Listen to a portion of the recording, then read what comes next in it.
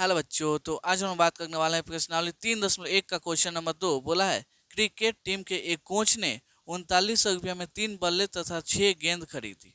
बाद में उसने एक और बल्ला तथा उसी प्रकार की 2 गेंदें गेंदें 1300 में खरीदी। इस स्थिति को बीजगणितीय तथा ज्यामितीय रूपों में व्यक्त कीजिए। बहुत ही आसान है। यहाँ पे कोई एक कोच है। किसका कोच जी? क्रिकेट का कोच। 3900 रुपया में 3 गो बल्ला और 6 गो गेंद खरीदा है। तो हमको गेंद और बल्ला का मूल्य नहीं मालूम है, तो हम मान लेंगे, क्या मानेंगे जी? माना कि एक बल्ला का मूल्य, माना कि एक बल्ला का मूल्य कितना हो जाएगा? हम लेते हैं 100 रुपया, क्योंकि हम एक्स क्या है जी? पसंद है। आपको जो मन करे आप वो ले सकते हैं। तथा तथा एक गेंद का मूल्य, क्या जी? एक गेंद का मूल्य हम लिखते हैं वाई रुपया। अब आते हैं प्रथम कथन से। क्या होगा जी? प्रथम कथन से पहला कथन है कि आपको एकदम मालूम है, 3900 में 3 गो बल्ला और 6 गो गेंद। कितना जी? 3 गो बल्ला, बल्ला का मूल्य एक्स, प्लस 6 गो गेंद यानी 6 गेंद का वैल्यू वाई का मूल्य कितना है जी? 3900। कोई दिक्कत नहीं। यहाँ पे देखिएगा तो तीनों क्या होगा? 3 से कट जाएगा, तो इसको हम थोड़ा सा छोटा कर लेते हैं। छोटा करेंगे, छोड़ते, चलिए इतना ही कर दीजिए, उसमें हमको कोई परेशानी है नहीं, तो उतना ही छोड़िए। अब आते हैं दूसरे कथन से।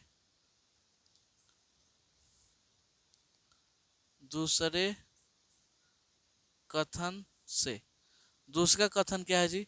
अब यहाँ पे देखिएगा, बाद में उसने एक और बल्ला तथा उसी प्रकार का 2 गेंद, कितना में? 1300 में खरीदा। एगो बल्ला खरीदा और 2 गो क्या खरीदा? गेंद खरीदा, यानी वाई का वैल्यू कितना में? 1300 रुपये में।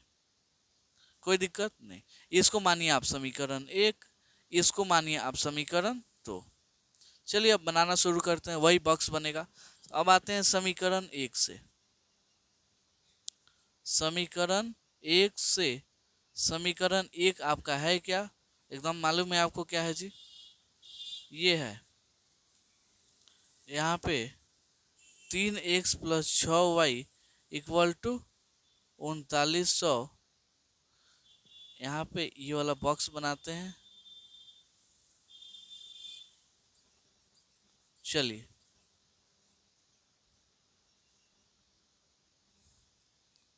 यहाँ पे देखिएगा तो यहाँ पे होगा x का वैल्यू, यहाँ पे y। अगर हम x का मान यहाँ पे 0 मानते हैं, क्या जी? 0, तो ये पूरा 0 होगा। 6y इक्वल टू 3900 आ जाएगा। 6y equal to 3900।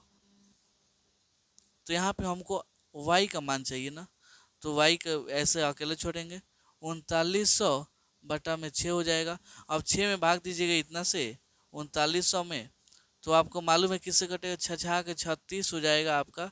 हासिन 3, यहाँ पे 0, 6 पचे 30, क्या हो? पूरा पूरा कट गया, यहाँ पे 0 है तो 0। वाई का वैल्यू कितना आ गया? 650। तो यहाँ पे लिख देंगे हम 650, ठीक है। अगर हम y का वैल्यू 0 मानते हैं, तो 3y, ये पूरा 0 हो गया। 3y इक्वल टू 3900, तो 3 इधर जाएगा, 1300 में कट जाएगा। 13 तो यहीं 39 होता है। अब आते हैं समीकरण 2 से। यहाँ पे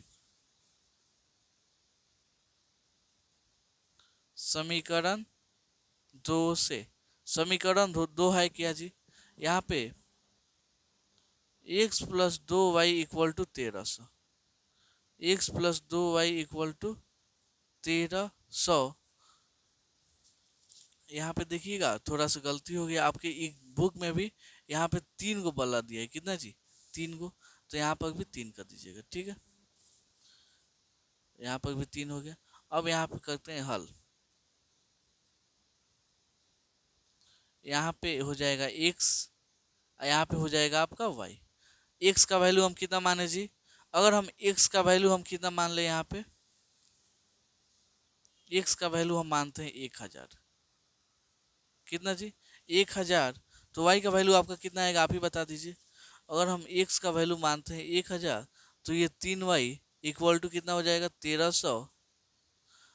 3y का वैल्यू यहाँ पे 1300 में से अगर हम 1000 घटा दें तो ये कितना हो जाएगा, 3y इक्वल टू 1300 में से 1000 गया तो 300, यहाँ पे y का वैल्यू कितना आ जाएगा, 100 आ जाएगा, क्योंकि 3 इधर बाटा में आ जाएगा।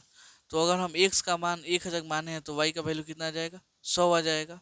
अगर हम x का वैल्यू चाहे अगर हम y का वैल्यू कितना ले लें, 0 ले लें, अगर हम y का वैल्यू 0 तो x का मान कितना आ जाएगा, 1300 आ जाएगा। यहाँ तक किसी कोई दिक्कत हो तो आप कमेंट में आराम से पूछ सकते हैं।